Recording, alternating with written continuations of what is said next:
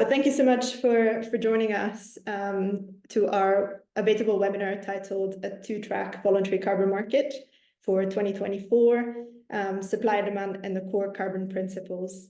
With the time together today, what we wanted to do is certainly explore the current state of the market, where it is today from a supply-demand perspective, and sharing some of the insights from the most recent Abatable's Voluntary Carbon Market Developer Overview Report, reflecting on a key theme for us at Abatable, which is that 2024 is likely to be a market that's moving at two speeds.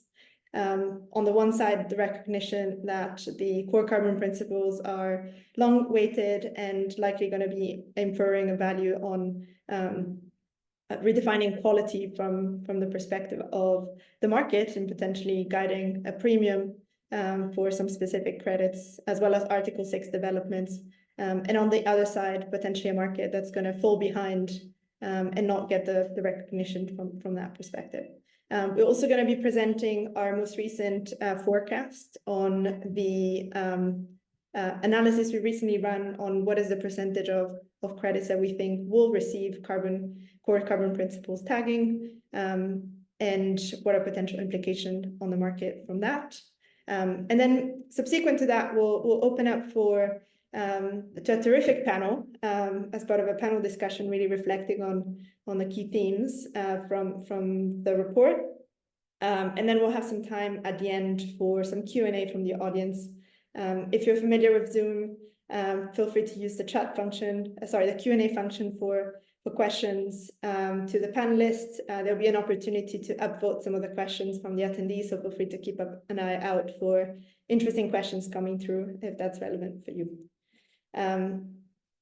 Introducing our speakers today, I'm pleased to introduce, well, first of all, myself. I'm Maria Fomanovic. I'm the co-founder of Abatable. I'm leading a lot of our research and data-related work here, and I'll be the moderator for today's conversation. Also from the Abatable side, I'm joined by Coco Cherno, which is a research associate in my team, who's really been leading a lot of the work on the CCP forecasting. And then I'll turn it over to Molly Brown, Head of Carbon Strategy at Burn, to quickly introduce herself and Burn. Hi, everyone. My name's Molly, and I work for Burn. We're, I think, the world's largest modern clean cooking company, and we do carbon projects in 12 countries in Africa. Thanks. Thank you, Molly. And Molly will be representing essentially the developer's perspective on the market. Mike, if you want to come on camera.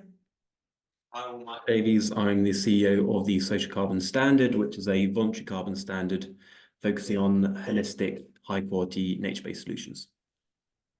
Fantastic. Thank you, Mike. And Mike has been quite intimately involved in the ICVCM process as well, so we'll be able to share some of that perspective. And last but not least, Simon, over to you.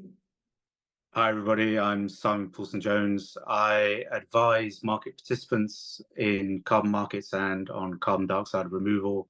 I also help clients with capital raising and on the buying and selling of carbon offsets. Wearing a different hat, I'm also the founder of a jobs board called Jobs in Carbon, which is the jobs board for carbon markets and CDR. Amazing. Thank you, Simon, so much. We'll certainly leverage a lot of your experience in thinking about the role of market demand and supply dynamics, as well as what the whole CCP label means for the market. Amazing. So without further ado, what we wanted to do is kind of start really by contextualizing the conversation today, and wanted to present some of the current state of the world as we see it. We'll start kind of from what has happened last year that could inform where 2024 might be heading. And we have the series at Abatable, which is VCM in charts. Some of those charts might be familiar if you already read some of our research, and they just feel a lot. So I'll try to unpack it in a very simplistic way to really infer some of the themes you can see from this chart. But really starting on the left, what we're showing here is that the surplus of credit in the market over time, relative to annual retirement and surplus, as you can see, 2023 has further increased, saw further increased surplus in the market, which from a pricing perspective, so kind of moving on to the second chart, that has led to a softening of prices and potential wider dispersion across predominantly the avoidance project category types. So you can see it from Red Plus, cook stoves, and we've certainly seen some price dispersion and increases in the removal space as those credits tend to continue to be in demand. As we look at the market going forward, we'll also try to project the supply from verified projects under the main carbon registries. And what you can see is really kind of what is the added potential supply from existing projects. The reason why the curve goes down is some of them will be coming out of crediting period and might not be continuing to add supply in the future. So that's really where the nuance. But as you can see, there's a huge potential supply that's yet to be coming into the market that's going to add to the surplus and potentially to a softening of prices. As we reflect on the supply side, really what we've noticed is that there's an increased number of participants, particularly from the project development perspective. The share of the top 10 developers in terms of issuances, we saw experience a decline, and that's consistent over the last few years.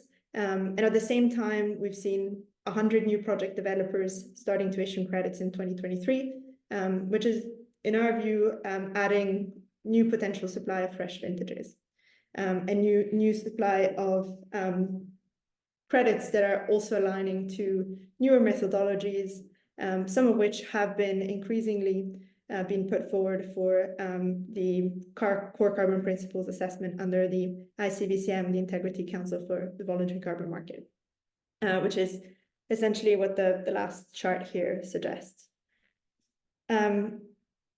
There's no consideration of supply without consideration of demand. And really, from a demand perspective, we saw a record number of unique buyers coming into the market for the first time in 2023, a substantial amount.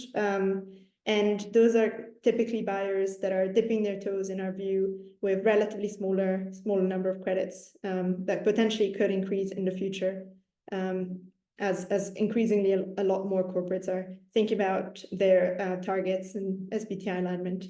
And then from a market scrutiny perspective, certainly what we've seen in 2023 is increased disclosure from the buyers in the market. As you may know, some of the registry allow for corporates to be non-disclosing in name. This has been a trend on the downward side. And that's as a way potentially for corporates to be more aware of the fact that they need to be disclosing and be more transparent about their requirements, partly pushed by regulatory pressures. However, as we reflect on the top buyers in the market, the top 100 or so, those tend to continue to be emission-intensive sectors. So predominantly on the energy side, transport aviation is a big topic driven by somewhat CORSIA. And these are companies that tend to focus on the market because of hedging their existing and future carbon liabilities, and often looking at regulatory pressure as a key driver rather than purely voluntary approaches. This is really just presenting the landscape. I'll move over to Coco in a second, but if you want to learn more about some of the charts and trends that we have here, this was really a sneak peek. Feel free to go to our website and download the Voluntary Carbon Market Developer Report. We also have a QR code here if you're interested. If not, we'll certainly share the link to the report after this webinar together with this recording. Over to Coco on our side to talk about the CCP. Thank you, Maria, and to everyone who has joined us online. It's a pleasure to be here today to talk you through Abatable's analysis on the core carbon principles, or the CCPs. So as we previously mentioned, we expect these to be one of the key themes shaping market dynamics in 2024. The goal of the CCPs, which is a supply-led initiative governed by the ICVCM, is to provide a new global benchmark of trustworthy credits, which can help scale demand for the market by offering greater buyer security. Given the high anticipation of the label, Abatable has conducted a CCP forecast to assess which carbon crediting methodologies are most likely to achieve the label. Today, I will be taking you through some of our key insights, but before we jump in, it's worth taking a step back to appreciate where this initiative has come from and just take you through the timeline. So the ICVCM was born out of the Task Force on Scaling the Voluntary Carbon Market, which aims to address supply-side integrity issues. In tandem, the VCMI was also established to address the demand side, and together, the two partner organizations are hard at work tackling integrity concerns across the entire VCM value chain. In March 2023, the ICVCM published their 10 core carbon principles, which determine quality standards for high integrity carbon credits concerning factors such as governance, emission impact, and sustainability. Whilst these quality factors are a familiar concept, the ICVCM's approach has been quite novice. Given the CCPs are assessed at both the program level and the category level, which essentially just means registry and categories meaning groups of similar methodologies. So the CCPs are operationalized through the ICVCM's assessment framework, which was published last August and lays out the key eligibility criteria. Assessments are either conducted by the ICVCM's internal assessment body, whereas the majority of assessments are actually outsourced to multi-stakeholder working groups, which are composed of technical experts from various fields, such as forestry carbon and sustainable agriculture, or clean cooking, and so on, various different project types. Currently, there are 6 registries under assessment that have submitted well over 100 methodologies. Some registries have been fast-tracked, such as those which are CORSIA approved, while some methodologies are already being deprioritized by the ICVCM due to low likelihood of passing. This boils down to approximately 71% of market supply currently under assessment for the CCP label and 29% actively excluded by the registries themselves. This includes the historically large volumes generated by various RED+ methodologies, which were heavily criticized throughout 2023 due to quality concerns. And these credits in particular represent 26.7% of market issuances. So whilst the first results of the CCP assessments are expected, or were previously expected this week, they have now been postponed until summer, and assessment outcomes will be announced in phases throughout the year. So moving on to our own analysis, firstly, just to talk a little bit about our methods, the intention has been to mirror the ICVCM's approach as closely as possible.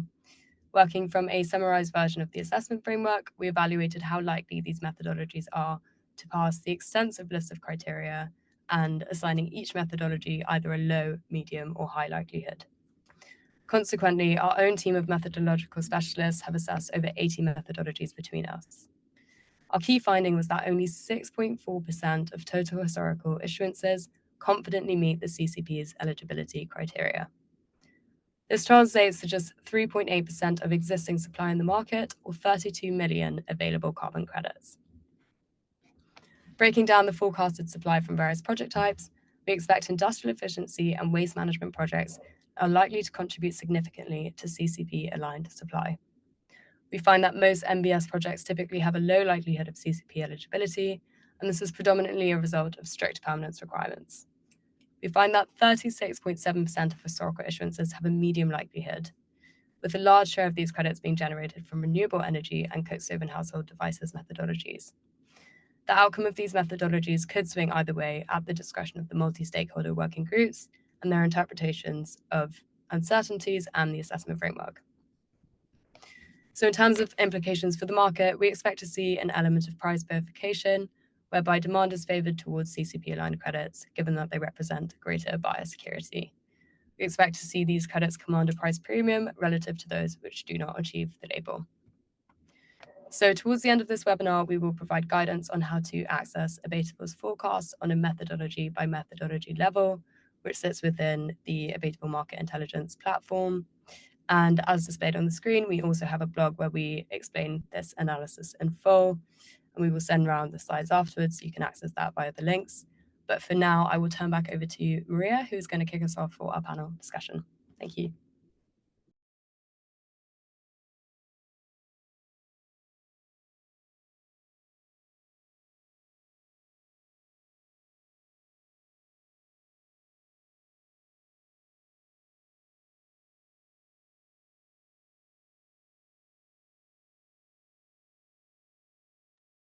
Here we are.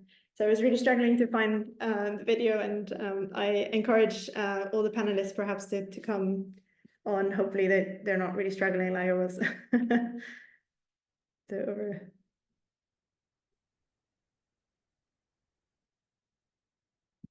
Fantastic. Great. Do we have everyone on? Thank you so much for the introduction.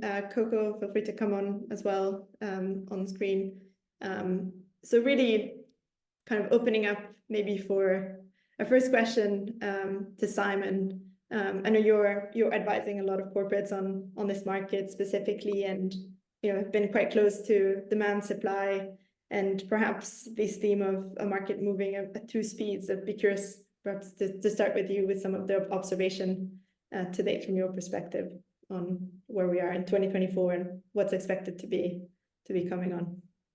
Thank you, Maria. Perhaps I'll spend most of my remarks just focusing on the CCPs specifically. I think that what you presented in terms of supply side dynamics and increase in supply are what the market is seeing. Clearly, sellers want to maximize price and attractiveness and the breadth of the potential buyer universe. Buyers want quality carbon credits that they can trust, that have strong integrity, i.e. that does what they say on the tin, that meets best practice, and against which they can provide clear disclosure in ways that won't harm their reputation. So in plain English, there's just a lot of focus on what does good look like? And that's really where the CCPs come in. And against that, that's a backdrop of Article 6 under the Paris Agreement, as carbon markets get closer, more closely integrated with the Paris Agreement. A lot of new regulation, particularly on disclosure in Europe, in California and elsewhere. And of course, the core carbon principles. So I thought your statistics about the 6.4% of credits have a high probability of being eligible.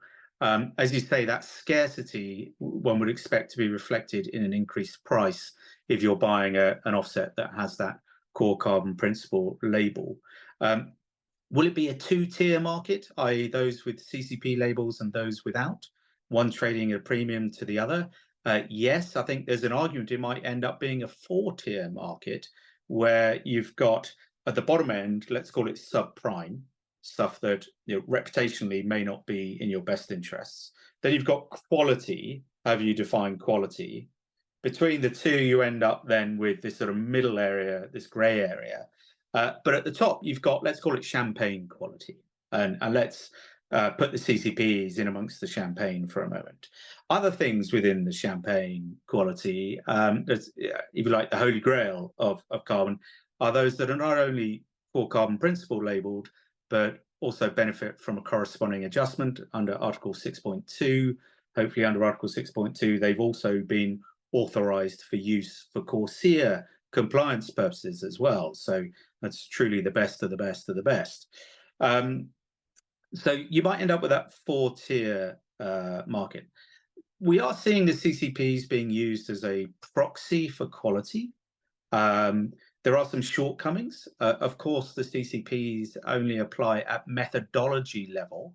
They can't be used as a proxy for project level quality. So you still need to do your due diligence, and carbon ratings on individual projects will become ever more useful. I think one also has to bear in mind, not only ratings, but insurability, bankability of projects and so on.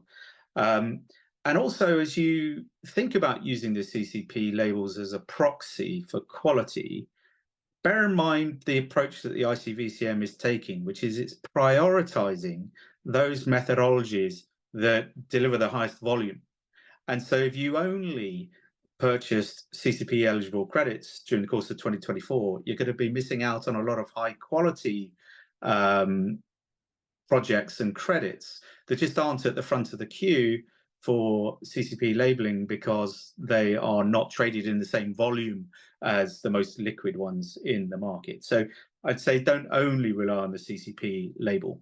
Yeah. I think in the OTC markets, the CCP label will be very sought after, and people will specifically be looking out for those with a CCP label, doing a lot of due diligence on them. Will exchange traded standardized contracts of the sort that, among, for example, Climate Impact X is currently consulting on, will they be successful? There are some really good positive points about a standardized contract of the sort that Climate Impact X is envisaging, where for a single price, you can receive delivery of any core carbon principle eligible carbon credit, or CCP labeled offset rather. The benefit is you've got a single price on an exchange, you've got a lit price that will lead to better price discovery. That will enable the creation of benchmarks. Benchmarks will enable the creation of derivatives. That will bring in more market participants, but those derivatives will also improve risk management, because finally you can hedge using derivatives. So that's good. The downside is that if everything is deliverable for the same price, you end up with something called the cheapest to deliver risk, which is if you're the person delivering the offset, you're motivated economically to deliver the cheapest thing you possibly can, which would put a downward pressure on price. And the other thing is it means that you won't be getting removal credits under standardized CCP contracts, because they're going to be the most expensive, not the cheapest. So there's a risk that with standardized contracts where you can just spot deliver anything that is CCP eligible, what you're going to get is the cheapest thing, which by definition suggests it's avoidance rather than reductions or removals, and also suggests that it's going to be of low quality. And the problem for a corporate buyer using that route to market to acquire CCP labeled credits is they have no control over what they're getting. And the biggest concern for corporate buyers is quality and reputational risk. And so if they don't have control rather over what they're receiving, and they could find that they're on the wrong end of, a poor quality credit, then that may not be the optimal route to market for them. And then finally, I think there's the sort of legal side of things. Putting my lawyer's hat on for a second. Obviously, the ICVCM is a voluntary market-led initiative that through this labeling process is defining for the benefit of the market what good looks like. And as we said, that will have an actual impact on prices. And so it is foreseeable that if you are a standard that has created a methodology and you fail to get the CCP label at the end of the process, or if you're a project developer for using a methodology that failed to get the label, it's foreseeable that the ICVCM may find itself subject to claims from those who've lost out because their credits or the methodology that they've adopted, it's not getting the prices that they otherwise would do if they got the label successfully. So I think there is some degree of litigation risk around the CCPs. Just something to bear in mind. But ultimately, I think the CCP labeling is good for the market, good in helping determine what good looks like.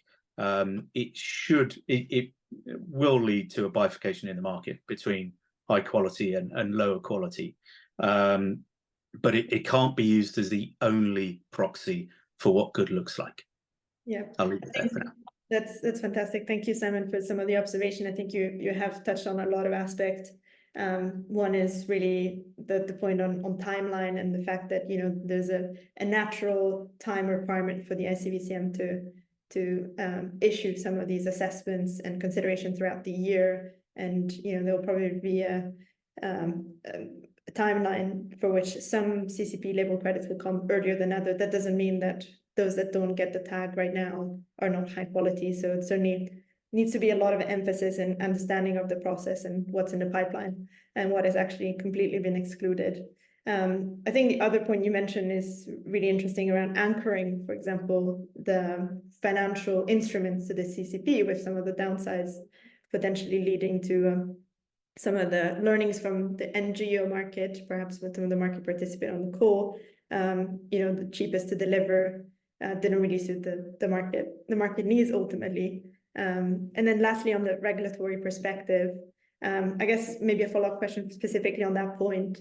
Have you seen similar initiatives where a voluntary initiative then turn into regulation, and you foresee a future where perhaps this becomes more of a regulatory input into regulation or government policies? So thank you. Yeah, the CCP eventually move into that land. So the UK government has indicated that it'll certainly have regard to the core carbon principles as it looks to regulate the voluntary carbon market. In my previous professional life, I used to run a trade association in financial markets, and the way that regulation is created tends to fall top down. And what I mean by that is, if we look at what happened in the aftermath of the 2008 financial crisis, the G20 in 2009 came together and said, well, we need to put in some regulations to address all the problems that just happened. Then the policymakers came together at global level through, among other bodies, IOSCO or CPMI IOSCO. And then once they'd agreed at global level the rules of the road as to what they'd agreed globally good regulation would look like, it then fell to the individual jurisdictions to flesh that out. And it led to some inconsistencies in approaches in UK, Europe, US, and other jurisdictions. And I would expect regulation of the VCM to follow that approach of the way that the post-financial crisis regulation was created. And indeed, we're already seeing that in progress, with IOSCO last year not only having published its perspective on what best regulation of compliance markets look like, but at COP28 they also published their perspective on what best regulation of the voluntary carbon market should take into account. And so now we're imminently expecting a UK consultation on regulation of the voluntary carbon market here in the UK. One can expect similar things from the European Commission. We'll have to see how the elections in the US go as to the pace of regulation, and indeed whether regulation will happen, depending on who's in the White House come January next year. But I would expect IOSCO to be more of the focus, and their principles to be more of the focus on regulation than the CCPs themselves. Yeah, and we certainly are aware of what's happening around Article 6, and trying to for some governments to essentially define the engagement criteria around quality in a similar way as CCP. And perhaps that's something we can explore a little bit more with some of the other panelists in terms of their engagements with government, what they've seen on that specific point. But then moving on to maybe Mike, you as a CEO of a registry that's been intimately involved in the process of applying for ICVCM's assessment, perhaps it would be interesting to hear your perspective on how the engagements have been so far, and what is the registry work in trying to align to those specific criteria, but also what are some differentiation elements that you guys are working on as social carbon? Yeah, so I think from our perspective, we've had slightly different experience than maybe some other registries have, because we went through the fast-tracked approach because we were approved for CORSIA pilot phase. I think as a part of that process, one of the key things that we found as part of the kind of application was the focus on safeguards, but also sustainable development goals. Obviously, there's the core questions around the governance process and how methodologies are developed and the philosophies of the registry. But one of the key things we found, which I think is a positive move in the right direction, is that focus on that safeguarding and raising the threshold for quality. I think our viewpoint is that the CCPs are definitely needed to raise that quality of the market in general, but it's just a start. It's the minimum threshold. For us, it was fairly straightforward with the application because we already have quite a number of detailed safeguards, and What we're seeing with the CCPs is that they want their safeguards to be more explicit into different categories rather than just have kind of higher generic safeguards, which I think is aligned to what most of the standards are looking to do already for us. So in our case, we only had to tweak 1 or 2 safeguards to feel comfortable we're aligned to most of them. I think from our perspective, the next stage in terms of driving that quality will be at that methodology level. As we've seen, and I'm sure others will agree, the methodologies themselves have a key role in driving that quality. If you set the eligibility criteria and you set the requirements for projects to align with, you can make sure that they're aligned to best practices rather than it being the project developer's responsibility to go the extra mile or make sure they're aligned to best practice. So having that embedded in the methodologies is something that we're really focusing on. And I think that's probably where the CCPs may evolve to in the future to drive that quality even further. From our perspective, so social carbon used to be a co-benefit standard. So that's what we originally were back since 2005. And then only since 2022 did we transition to a full standard. But I think the key focus for us is making sure that the projects are holistic. What we're seeing with the CCPs is that focus more towards a sustainable development approach, but it needs to go even further in that we can't just be focusing on carbon, we need to be focusing on the broader impacts of these projects, the impacts to local communities, to biodiversity, and having a more holistic approach. Because if we don't, we just get very narrow focus on the carbon piece and we completely lose track of all the other important aspects projects need to be delivering, which also will have an impact on the project's long-term success. If you have the communities involved, the permanence of the results will likely be longer because they have a vested interest in kind of the results being maintained over time. So again, that's probably another area where we're expecting the CCP approach to evolve further, is to almost mandate that co-benefit monitoring and expanding on what kind of sustainable development goals need to be delivered by projects to meet that threshold. Yeah, that's a really important point you raised. You know, in some of the conversation we're having with clients on our side, certainly the almost like impact KPIs, if you will, the co-benefits, whether it's on the biodiversity or social aspect, is sometimes as important as the carbon accounting piece, and it is part of the quality definition in some of their minds. And so, you know, there needs to be somewhat of a realization, as you pointed out, that the ICVCM CCPs are a good quality threshold, but there's opportunity for either methodologies themselves to go beyond the scope and lean on more, but also from the perspective of the developers, they want to go beyond the scope of the methodologies and build some additional level of conservatism and impact communication. And I think with that, it's a great transition to Molly from the project development perspective. I guess keen to understand, Molly, some of the work you've been doing, and in particular how you think of the CCP label. Is that something that you guys are anchoring on, and how do you then communicate the kind of work that goes beyond the scope of that kind of basic quality threshold that is defined through the CCPs? Thanks, Maria. Obviously, we will use the CCP label as and when it becomes available, but we're not waiting for the CCPs to think about integrity.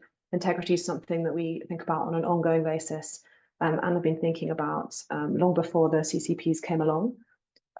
We agree with the principles, but they are very high level, intentionally very high level, cross-sectoral, applicable to everything, which is great.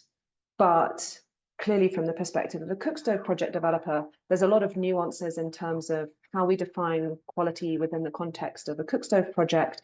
What does that look like? What do the methodologies demand of us? And how can we make sure that we're going beyond that, forecasting what methodologies will require in 2, 3, 4 years' time? So that's a kind of constant piece of work that we are doing. We're keeping an eye on the CCPs, but I think that we see that buyers are increasingly sophisticated. So even if we did get CCP labels, they'd still be asking questions that are cookstove specific. So from Bern's perspective, we really think that quality of a cookstove project starts with the quality of the stove itself. And that's something that's not addressed actually in any of the methodologies, or and likely, we'll see, won't be addressed by the CCPs. we really think that a high quality, durable, culturally appropriate, thermally efficient stove is really where the quality starts. And that obviously drives additionality, but it also drives usage rates. It also drives longevity of the project, durability, and all of these factors. So yeah, I think there's some things that won't be covered by CCPs, which we want to drive for, including monitoring, including targeted distribution, making sure our stoves really go to families who definitely need them. We think we're very proud of the co-benefits that we create for users, which obviously will be counted by CCPs, but also there's a huge amount of co-benefits in the value chain that we've built. So we employ a huge number of people in our green manufacturing facilities in Africa. There's a huge amount of co-benefit there in terms of anchoring manufacturing on the continent and building that value chain in Africa for Africa.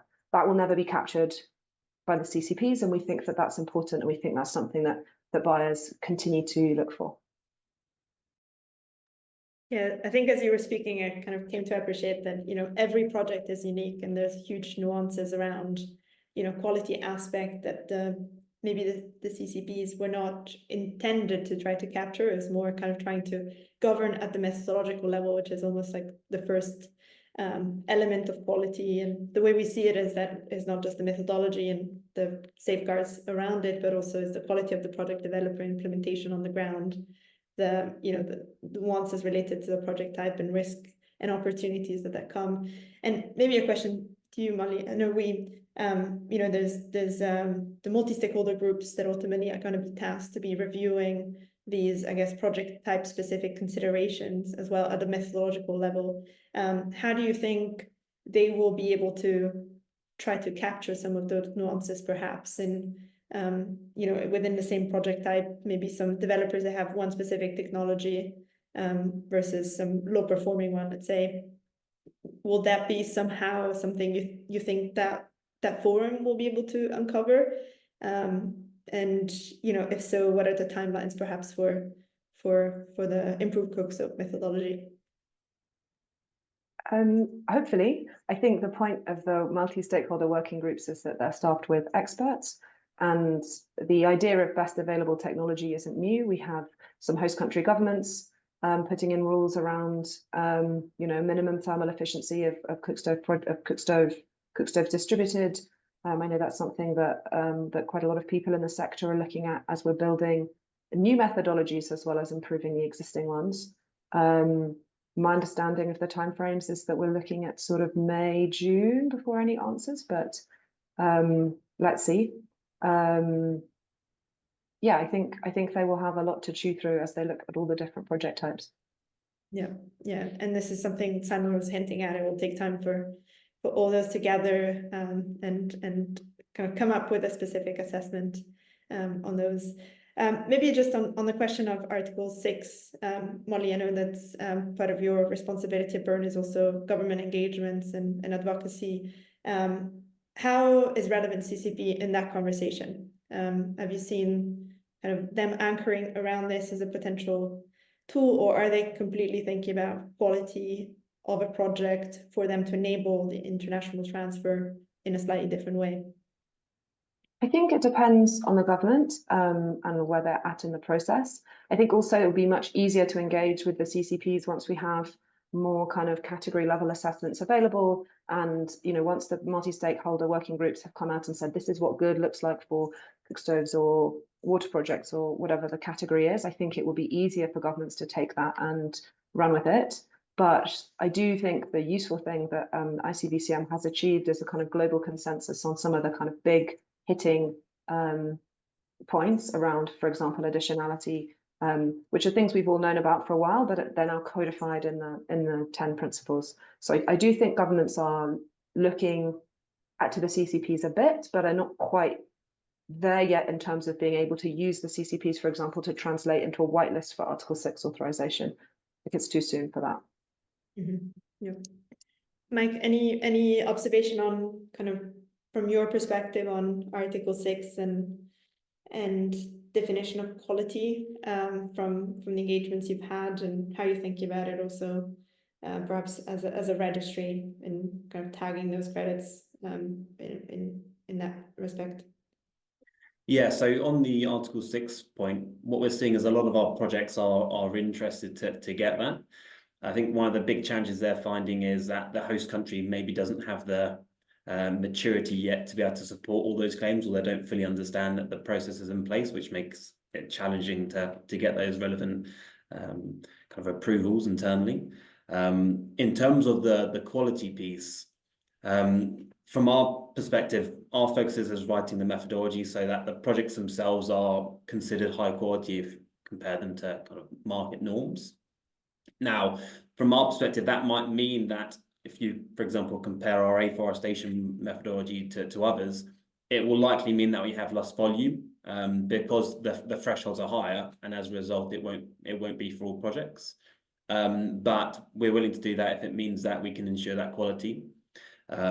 But again, I think Molly really touched it on the head, is there are so many nuances between projects and project types that it is almost impossible to have a standard kind of signal as to what a quality cookstove project is or afforestation project is, because there's so many different nuances. If you've got an afforestation project, there may be cases where you do need to plant a few number of species because that's what the ecosystem supports, versus others where you should be planting tens of different species. So it really does vary on a different case-by-case basis.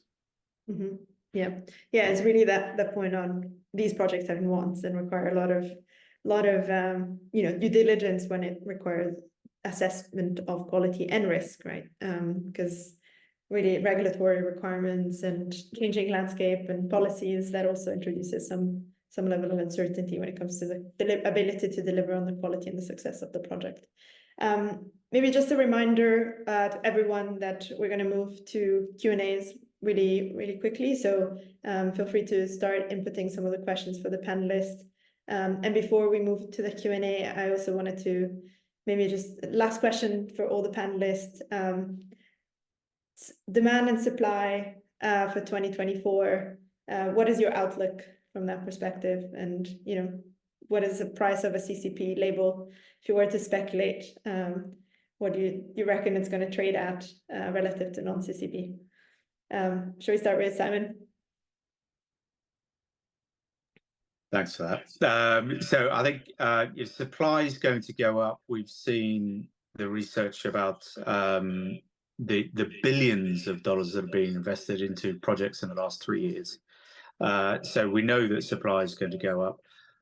In terms of demand, we're going to have to see how things go. We've definitely seen an uptick in retirements since November, a significant uptick in retirements, which is pointing in the right direction. The question is really, how quickly can all of this flush through? I think on the demand for Article 6.2, there are so many unanswered questions around 6.2 at the moment, particularly around revision or revocation of corresponding adjustments, or whether private sector buyers can participate in 6.2 at all, to name just two things, let alone to Mike's point about the fact that our country is properly set up. So have they actually mandated a designated national authority to write you that letter of authorization, and have they done it properly? So I think there's quite a few issues sort of holding back the Article 6 market, or at least introducing risk there. In terms of the premium, we've seen in the Article 6 context that those cookstove projects that have a corresponding adjustment are trading at a premium, and it's double-digit premium. And I think I would say with a fair degree of confidence that you can expect a double-digit premium on something that is CCP eligible versus, or CCP labeled, versus something that is not. But let's see, and bear in mind that, of course, as I said earlier, that the label applies a methodology to every single project that uses that methodology. So I guess we'll be comparing whether there's been a price jump the moment that the pricing is the moment the labeling for a given methodology is announced. I think to Mike and Molly's point earlier, those co-benefits are really important. They can be catered for in the pricing in the OTC market and are, but if you've got a contract against which any CCP labeled credit can be delivered, at that point you're in a world of a ton is a ton is a ton, and you're not giving any recognition of the co-benefits that come alongside a given CCP labeled project. So I think that's a major contrast between the exchange traded standardized product versus the more bespoke OTC product. Yeah, I think you're really building the case for the OTC market right there, in the sense that Not trying to, because I think there's a lot of positive things that come out of exchange traded products. I would say that, given my background, but particularly around benchmark pricing, derivatives, and that leading to risk management. So there are pros. I'm also mentioning the challenges. Yeah. Molly, what about you from the kind of premium perspective as a developer? I mean, let's see. Let's hope Simon's right with his double-digit forecast. I think I don't know. I think I'm going to stick to my previous answer. I think buyers are starting to really know the market, know the companies, know the types of projects, types of methodologies. They started asking very sophisticated questions about, specific variables and how they interact. And so I really think if a whole methodology gets a CCP label, that's more of a reassurance rather than necessarily the thing that will actually command the premium in the end. Let's see. Yeah. I think if the premiums are very much attached to the quality of the project developer and the co-benefits that is unlocking through the technologies, perhaps that's already been recognized to a certain extent. And as you said, the label just becomes a bit of a reassurance and validation of the great work that some of these sophisticated buyers are doing already. Mike, what about you? I'm glad I'm going last in this one. I can just copy everyone else's answer. So probably fairly aligned with the comments. I think we will see. What will be important is that the projects that do get that label in the early days will be high quality. The worst thing that could possibly happen is we have a few projects getting the label, and then a scandal pops up, which then questions the whole credibility of the labeling process. So I think what we'll see with the time, it probably will have a short-term premium. The question is what will happen longer term in terms of having those labels. If it'll be considered the de facto kind of minimum requirement, or it will be something that projects use to differentiate themselves further. Perfect. Great. And I'm conscious some of the questions came through, so I'm just gonna look at them real quickly. I think there's a question on the process, perhaps. Maybe I'll turn it over to Coco to answer. When was the CCP delay announced? Perhaps it could be good to bring everyone up to speed on the latest announcements from them. Yeah, sure. So the fact that the CCP announcements are going to be delayed was actually mentioned by one of the co-chairs of the expert panel, and he mentioned this during a conference last week. And he said to expect the first trickle of CCP tagged credits this summer.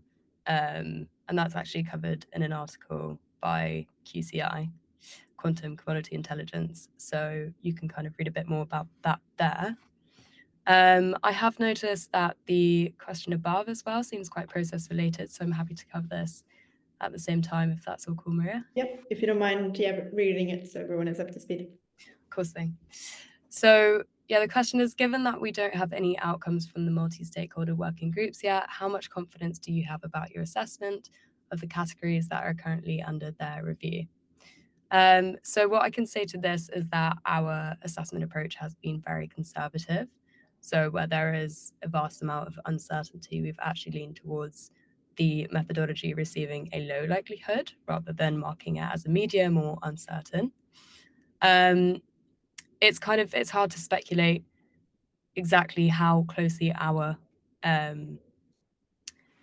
forecasts will align to the ICBCM's results. Obviously, they've got teams of experts working on this. We have put our own methodological specialists on the task, but again, it's difficult to kind of compare the results when, you know, you will have teams of experts deliberating on different stick points.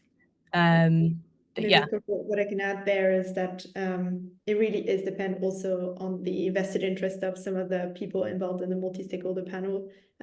As they're expert, they're often involved in activities, and so it's really just a negotiation that it's really hard to anticipate in some cases.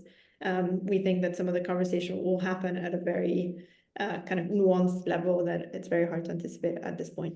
So to Coco's point, we've been quite conservative in making sure that that's provided as medium. There's another question that's interesting around CDRs and the fact that CDRs are often considered as a little bit kind of higher quality because they're removal and that's what they're in demand. So maybe question perhaps for Simon, I know you're close to some of this conversation on CDR. So how do we ensure that CDR can get the champagne tier? So that's really about making sure that CDR ticks the boxes, and obviously there are many different ways, 10 broad brush different ways of dealing with removals today. Some of those nature-based, some of those tech-based, and someone mentioned permanence earlier. I think it was Molly. A lot of focus on permanence, and a lot of focus on measurement. If it's tech-based, it's easier to measure, and therefore perhaps easier to quantify easier to quantify and easier to quantify as additional as well. So I don't know that there's anything esoteric to removals that means that they're necessarily harder to assess against the core carbon principles. I think you just have to take each individual methodology, assess it against those 10 labels, and the working groups will be looking very closely at each and every type of offset. I think there's another interesting question in the comments about, you know, what happens if something is determined not in fact to have met one of the criteria, whether that be additionality or anything else. And I think there that's really important, because if the methodologies get CCP labels and it turns out at project level, you know, 1 or 2 or 10 or 50 projects actually have material shortcomings at the project level against that, then that well-known blind spot of the CCP labeling process, which is that it only applies at the methodology level, could start becoming more of a problem and could start eroding the price premium that is potentially payable for CCP labeled credits. Yeah, I think that's what Mike alluded to, right? It's I think you only need one bad project that has received CCP label at the methodological level to erode a little bit the credibility of some of the work that it's gone to this place. So I think there's a lot at stake for the CCPs to really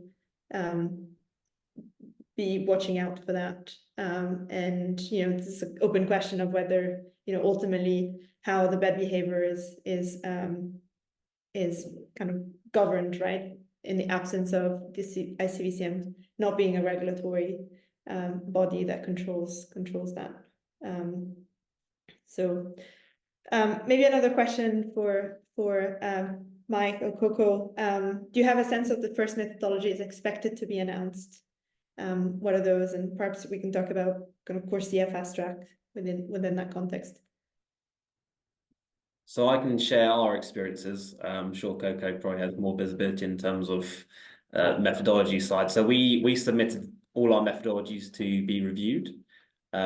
We haven't actually had, I suppose, a general comment on the processes. The communication's been fairly light touch. So we haven't actually had much engagement from them in the last few months, other than us chasing for updates from our end. So in terms of our visibility on the process, it's been fairly opaque from our perspective. We haven't really had regular updates as to progress and details on when we're expecting to get updates. We were told March we were expecting to get kind of details on our application. Because we went through the expedited process with course year pilot phase supporting that. It did mean that the number of questions we had was I think a lot lighter touch than standards which don't have that fast-tracked approach, which does help with kind of speed of submitting them. I think one of the concerns we potentially have is that in some cases we have some quite novel methodologies. So one, for example, is treating harmful algae blooms in fresh water. And as we're constantly iterating methodologies or creating new ones, the lack of clarity and timelines to review methodologies can mean that some projects may feel a little bit left behind because they are looking to get these labels to help with offtake agreements and also getting kind of buyers on board. And delays in getting that does have material impacts on projects because then it impacts them in terms of accessing that funding. So I think that's one area we're keen to see enhancements of. Of course, it's the first phase, so it's always going to be kind of teething issues, but is on the timelines piece, because ultimately we can talk about what these labels mean and so forth, but if we think about it on the ground, they have an impact on projects. And a lot of the time these projects are waiting for these labels or these kind of signals to send to buyers to help them access the funding they need. And if things get delayed, so do projects. And ultimately, if these projects have communities involved, the communities get impatient and it makes it even harder to manage those situations. So yeah, there's a lot of moving parts. Yeah, you highlight a really good point, and something certainly we've been reassured on our side is the continued interest from the corporate side to engage in the market despite this uncertainty, whether it's the CCP delays or whether it's CORSIA. And really what we've noticed is that buyers tend to want to fund these projects because of climate action urgency they see. And you know that often can be delayed in supporting these projects. So that's an important point. Conscious of time, Coco, perhaps you can mention the ICVCM resources that exist on this topic and the methodologies that have been put for assessments, and then we can wrap up after that. Yeah, sure thing. So it's not exactly clear which methodologies are going to be announced first, but there are some clues. So as kind of mentioned by Mike, methodologies and registries which are fast-tracked or CORSIA aligned and eligible, we can expect to see announcements on those come first because firstly, CORSIA eligibility is a minimum requirement for CCP eligibility. So it's very unlikely that we're going to see methodologies and registries announced unless they have that CORSIA eligibility first.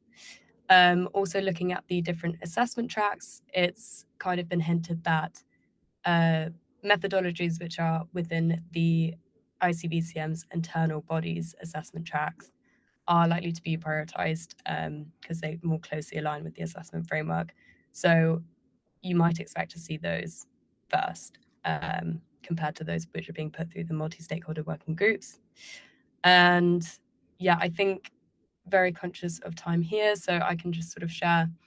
If you're interested in learning more, we actually explain a lot of these concepts and a lot more about our analysis and kind of the nuances within that within an article on our blog. And I think, Maria, if you go to the next page, there's some... Yeah, perfect, exactly. So this will be available with some more details. As Coco alluded to, we have the list of methodologies and that we think will be fast-tracked and assessed and likelihood of corresponding. So if you're interested in learning more, feel free to reach out to us at Abatable on that. And so with that, I just wanted to perhaps just thank all the panelists that have attended. I think if we were to summarize it, that CCP is the first step in the right direction, but not sufficient. And you know, buyers need to continue to do a lot more due diligence to really understand the co-benefits of all the aspects and leverage resources available to navigate this very uncertain space. So really appreciated everyone's input, and again, we'll continue tracking over the course of 2024 how market shapes up from a demand and supply perspective. Thank you, everyone. Thank you.